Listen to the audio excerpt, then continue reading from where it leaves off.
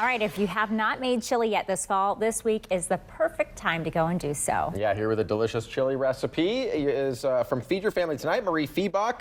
She always has the best recipes, but now this one is the best because it's special. It's near and dear to your heart. You know, this chili recipe is so important to our family. We have it every Halloween with chicken noodle soup before we send the kids out trick-or-treating.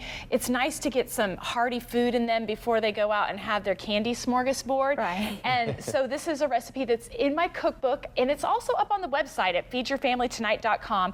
And it starts with just hamburger. I have 1.5 pounds of ground beef here that I have mixed with onions, but if you look at it, you don't see chunks of onions, and there's a trick to that.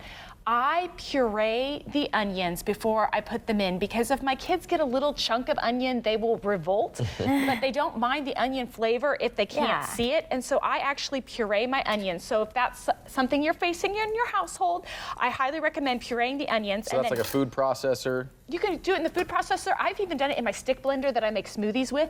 Okay. Depends upon how many I'm doing. Yeah. And I just, again, blend them, puree them anyway, and then brown the hamburger with the onions. And then I add the spices, which is a teaspoon of garlic powder and a teaspoon of cumin. Put that cumin on there. I know, cumin's good. That's the best part. And then 2 teaspoons of coarse sea salt. Now, if you're not using the coarse salt, you want to go down to 1.5 teaspoons. But I really like this coarse sea salt. And then 2 tablespoons of chili powder, just the chili powder you get in the spice aisle at your grocery store. And you're going to stir that around a little bit, and then you're going to add the tomatoes. Now, my recipe calls for crushed tomatoes. I have 2 cans here of crushed tomatoes. And I use a red spatula so it doesn't stain my spatula. Have you ever gotten a spatula stain from your tomatoes? Sure. So I have a red spatula that I use just for tomatoes. So the 2 cans, and then you're just gonna stir this up and let it simmer. Now, there's one more ingredient that I call for in the recipe that is optional. I don't know, are you team bean or team no bean, I Annette? like beans. I'm all for the bean. What about you, Shane? Oh, no doubt. It's like I wouldn't even call it chili if it didn't have beans in it.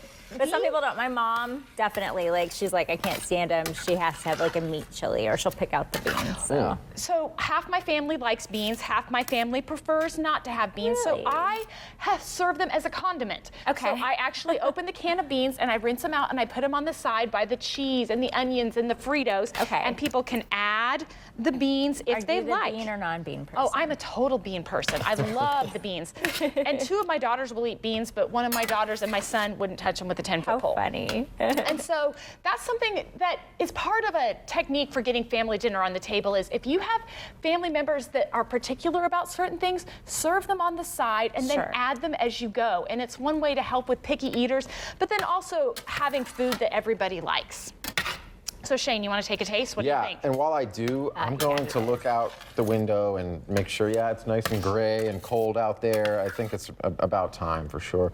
And I will ask you too, based on the ingredients in there, I don't assume that there's going to be a whole lot of spice here. There's no red cayenne pepper, nothing like that. It's not hot, it's just has flavor. And you want to know that this is a tangy chili. Some people like their chili kind of sweet and sugary. Right. This is actually more of a tangy chili, and it's not very sweet. That's kind of how I like it. Everybody's so particular about their chili, but I like mine really meaty, not too soupy, and I like it a little bit tangy. What do you think, Shane? That's exactly what I would say. That's very what he's meaty. experiencing. And definitely with the tang on there. There's cheese, there's Fritos on there. You put it whatever you want, but it kind of reduces down with the sauce, right? It will. It's going to thicken up as you cook it. You want to cook this at least 10 minutes. If you can give it 30 on your stove, that's going to be great because the flavors will meld a little bit more.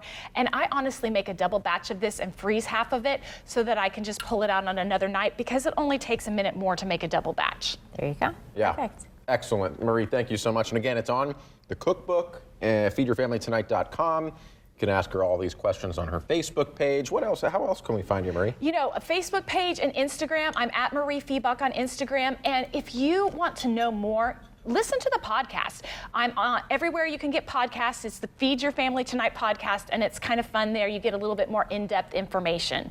Perfect. Well, we appreciate your time. Head over to Facebook if you can, or all those other pages to check out more on Marie.